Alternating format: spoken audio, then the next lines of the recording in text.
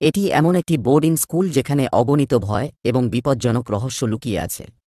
এই স্কুল কোনো সাধারণ বোর্ডিং স্কুলের মতো নয়, বরং এটি অনেক বেশি কঠোর, এবং এখানে পড়তে আসা ছাত্রছাত্রীদের একমাত্র লক্ষ্য হল এই বোর্ডিং স্কুল থেকে পালানো।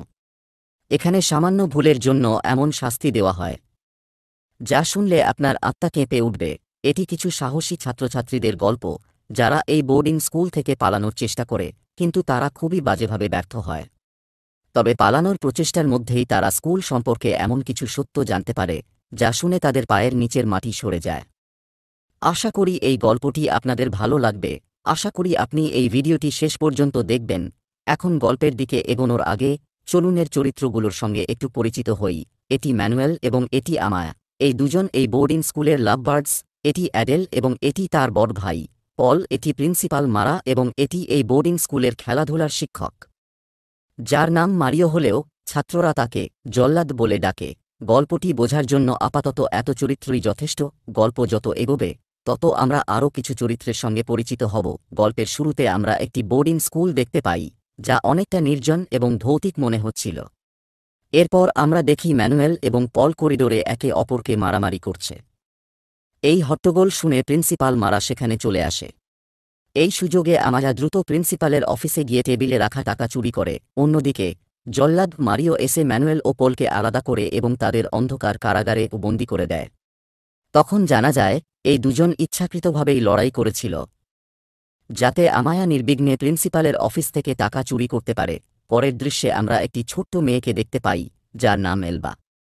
তবে তার চেহারার নিষ্পাপভাব দেখে ভুল করবেন না, কারণ সে এই বোর্ডিং স্কুলের একজন খুদে স্মাগলার। সে স্কুলের ছাত্রদের জন্য বাইরে থেকে বিভিন্ন জিনিস সরবরাহ করে, যেমন সিগারেট, ফোন, মদ এবং আরও অনেক কিছু। স্টুডেন্টরা টয়লেটে তাদের প্রয়োজনীয় জিনিসের তালিকা এবং কিছু টাকা রেখে দেয়, আর এলবা সেই তালিকা অনুযায়ী জিনিস এনে আবার টয়লেটে রেখে যায়।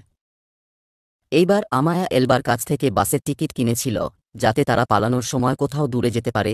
এরপর আমরা অ্যাডেলকে দেখি যে এলবার বাড়িতে যায়। আসলে অ্যাডেল ফ্রান্স থেকে এসেছে, তাই সে এলবাকে ফরাসি শেখায়। এলবার বাড়িতে তার বৃদ্ধ দাদি এবং তার মা থাকেন।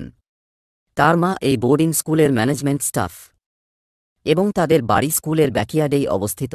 যদিও আজ রবিবার, তবু অ্যাডেল এলবার বাড়িতে চলে আসে।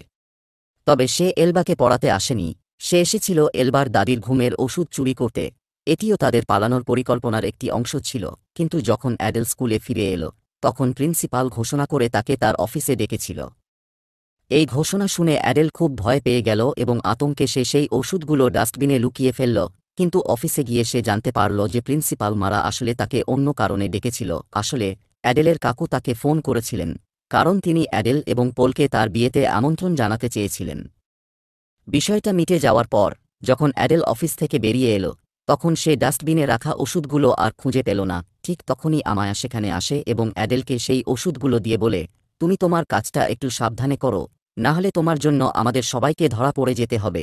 এরপর পরের দৃশ্যে আমরা লিওন নামের এক মিউজিক টিচারকে দেখি, যে প্রিন্সিপালের কাছ থেকে স্কুল সম্পর্কে তথ্য নিচ্ছিল, কারণ আজ ছিল তার স্কুলে প্রথম দিন। কিন্তু আসলে এই লোকটা এখানে সত্যিকারের মিউজিক টিচার হওয়ার জন্য আসেনি।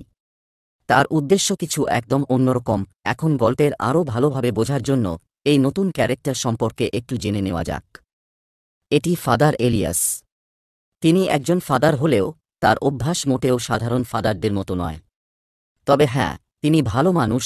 এই পুরো বোর্ডিং স্কুলে একমাত্র ফাদার এলিয়াসই এমন একজন যিনি এই শিশুদের ভবিষ্যৎ নিয়ে সত্যিই চিন্তিত। এবং হ্যাঁ, তিনিও এদের শিক্ষক। এদিকে রাত হয়ে গেছে, কিন্তু ম্যানুয়েল ও পল এখনও সেই অন্ধকার কামরাগুলোতে বন্দী। অন্যদিকে স্কুলের জল্লাদ মারিও রাউন্ডে বেরিয়েছিল এবং পরীক্ষা করছিল যে সব ছাত্রছাত্রী ঘুমিয়ে আছে কিনা। এই সময় তার চোখ পড়ে পেজ নামের একটি মেয়ের দিকে, যে তার বিছানার নিচে লুকিয়ে ফোন ব্যবহার করছিল। জল্লাদ পেজকে হাতে নাতে ধরে ফেলে এবং তাকে বাথরুমে নিয়ে গিয়ে তার চুল কেটে দেয়। পরের দিন যখন পেজ ক্লাসে ছিল, তখন সেখানে একটি সেফটি পিন গুঁজে নেয়, কারণ চুল কেটে নেওয়ার কারণে সে প্রচণ্ড হতাশ ছিল। এটা দেখে এলিয়াস তার কানের পিনটা খুলে নেয় এবং তাকে আবার এমন কিছু না করার জন্য বলে। এই সময় এলিয়াস জানতে পারে যে পল এবং ম্যানুয়েল গত 2-4 ঘণ্টা ধরে সেই অন্ধকার কামরাগুলোতে বন্দী। এই কথা শুনে এলিয়াস সঙ্গে সঙ্গে তাদের কাছে যায় এবং তাদের মুক্ত করে। এরপর সে প্রিন্সিপাল অফিসে গিয়ে মারাকে অনুরোধ করে যাতে শিশুদের এত কঠোর শাস্তি না দেয়। এলিয়াস তাকে বোঝানোর চেষ্টা করে যদি আমরা এদের এভাবে শাস্তি দিতে থাকি তাহলে তারা শোধরানোর বদলে আরও বিপথে চলে যাবে। কিন্তু মারা তার কোনো কথায় কর্ণপাত করেনি, বরং সে বলে, এই স্কুলে কোনো শিক্ষার্থী নির্দোষ নয়। কেউ তার বাবাকে গুলি করেছে, কেউ চুরি করেছে, আর কেউ তো রিহ্যাব সেন্টার থেকে সরাসরি এখানে এসেছে। দুপুরের খাবারের সময় সবাই একত্রিত হয় একটি গোপন মিটিংয়ে, যেখানে আমায়া সবাইকে বাসের টিকিট এবং অফিস থেকে চুরি করা টাকা দেখায়। এরপর অ্যাডেল আমায়াকে সেই ঘুমের ওষুধ দেয়, যা সে আলবার বাড়ি থেকে চুরি করেছিল। কিছুক্ষণ পর লাঞ্চের সময় শেষ হয়ে যায় এবং বাচ্চাদের মিউজিক ক্লাস শুরু হয়। এখানে আমরা লিওনকে দেখি, যে শিশুদের সঙ্গীত শেখাচ্ছিল, কিন্তু ঠিক এই মুহূর্তে একটি মেয়ে হঠাৎ উঠে ক্লাস থেকে বেরিয়ে যায়। এই মেয়েটির নাম এনিস, এবং সে এই গল্পের অন্যতম গুরুত্বপূর্ণ চরিত্র। কিছুক্ষণ পরে রাত হয় এবং সবার ঘুমিয়ে পড়ার পর আমায়া চুপি চুপি তার ঘর থেকে বের হয়। কিন্তু তখনই পেজ তাকে আটকে দেয় এবং জিজ্ঞাসা করে, এত রাতে সে কোথায় যাচ্ছে?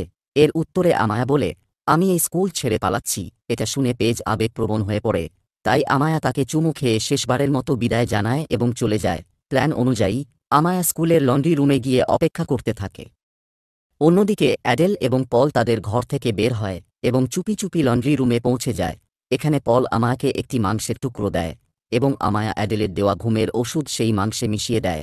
তাদের পরিকল্পনা ছিল এই মাংসটি গেটের সামনে পাহারায় থাকা কুকুরকে খাওয়াবে।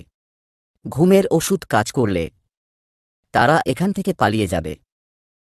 সব প্রস্তুতির পর তারা জানালা দিয়ে ছাদে ওঠে, কিন্তু আজ তাদের ভাগ্য খুবই খারাপ ছিল, কারণ গেটের কুকুরটি তাদের দেখে প্রচণ্ড চেঁচাতে শুরু করে আর ভয় পেয়ে তাদের হাত থেকে মাংস পড়ে যায়। তারপরও তারা ফিরে না গিয়ে পালিয়ে যাওয়ার সিদ্ধান্ত নেয়, কিন্তু এই দৃশ্য দেখে অ্যাডেল ভয় পেয়ে যায় এবং যেতে অস্বীকার করে। সবাই তাকে বোঝানোর চেষ্টা করলেও সে তার সিদ্ধান্ত বদলায় না। পল তার বোনকে একা রেখে যেতে পারেনি, তাই সেও থাকার সিদ্ধান্ত নেয়। এদিকে প্রিন্সিপাল মারা বুঝতে পারে যে তার লকার থেকে টাকা চুরি হয়েছে। সে সাথে সাথেই ছাত্রীদের ডর্মে গিয়ে চোর সম্পর্কে জিজ্ঞাসাবাদ শুরু করে। তখন সে খেয়াল করে আমায়ার বিছানা খালি এবং অ্যাডেলও সেখানে নেই। তবে কিছু বোঝার আগেই বাইরে গাড়ির ইঞ্জিন স্টার্ট হওয়ার শব্দ শোনা যায়। এদিকে মানুয়েল এবং আমায়া স্কুলের ভ্যান নিয়ে পালানোর চেষ্টা করছিল, কিন্তু দুর্ভাগ্যবশত ভ্যানটি গেটের মাঝে আটকে যায়। আর দেরি না করে তারা একটি সাইকেল নেয় এবং স্কুল থেকে পালিয়ে যায়। এই নরকশন স্কুল থেকে বের হয়ে তারা প্রচণ্ড খুশি হয়, কিন্তু তাদের এই আনন্দ বেশিক্ষণ টিকবে না, কারণ তারা যে জঙ্গলের দিকে এগোচ্ছিল সেখানে ভয়ঙ্কর বিপদ অপেক্ষা করছিল। ও তারা ধীরে ধীরে জঙ্গলে প্রবেশ করে, কিন্তু অন্ধকারের কারণে তাদের সাইকেল একটি গর্তে পড়ে যায় এবং এর চাকা বাঁকা হয়ে যায়। এখন তাদের পায়ে হেঁটে যেতে হবে। ঠিক তখনই তারা লক্ষ্য করে জল্লাদ তাদের খুঁজতে জঙ্গলের ভেতর চলে এসেছে। ভয়ে তারা একটি গাছের পেছনে লুকিয়ে পড়ে। এরপর তারা আকাশের দিকে তাকিয়ে অনেকগুলো স্কাই লণ্ঠন দেখতে পায়। দৃশ্যটি দেখতে সুন্দর লাগলেও আমায়া কিছুটা আতঙ্কিত হয়ে পড়ে, যেন সে কোনো অদ্ভুত বিপদের পূর্বাভাস পাচ্ছিল। এদিকে জল্লাদ চলে যাওয়ার পর মানুয়েল এবং আমায়া আবার এগিয়ে যায়, কিন্তু কিছু দূর যেতেই তারা একটি বিশাল ঢাল দেখতে পায়। তারা ঠিক করে একে একে ঢালটি পার হবে, কিন্তু ঠিক তখনই মানুয়েলের পা পিছলে যায় এবং সে গভীর খাদে পড়ে গিয়ে অজ্ঞান হয়ে যায়। আমায়া ওপর থেকে তাকিয়ে দেখে এক রহস্যময় ছায়ামূর্তি অজ্ঞান মানুয়েলের দিকে এগিয়ে আসছে। এই লোকটি একটি কালো গাউন পরেছিল এবং তার মুখে ছিল এক ভয়ঙ্কর কাকের মুখোশ। সে মানুয়েলকে কাঁধে তুলে নেয় এবং জঙ্গলের গভীরে চলে যায়। উপর থেকে সবকিছু দেখেও আমায়া বুঝতে পারে না যে সে কী করবে। আর এই দৃশ্যের সাথেই এই সিরিজের প্রথম পর্ব শেষ হয়ে যায়। এখন এই পর্ব আমাদের সামনে কিছু গুরুত্বপূর্ণ প্রশ্ন রেখে গেল। এই কাকমুখোশধারী লোকটি আসলে কে? আকাশে দেখা স্কাই লণ্ঠনের রহস্য কী? এমন কি ভয়ঙ্কর সত্য লুকিয়ে আছে যা কেউ জানে না? এই সব প্রশ্নের উত্তর জানতে হলে আমাদের অপেক্ষা করতে হবে পরবর্তী এপিসোডের জন্য।